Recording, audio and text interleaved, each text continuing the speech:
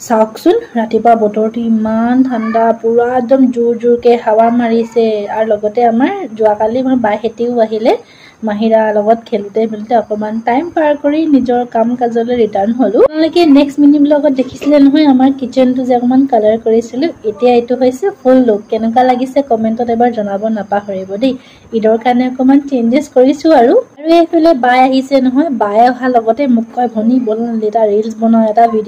video' বনাও so এই বাই room মই এটা ৰিলছ বনাই দিলো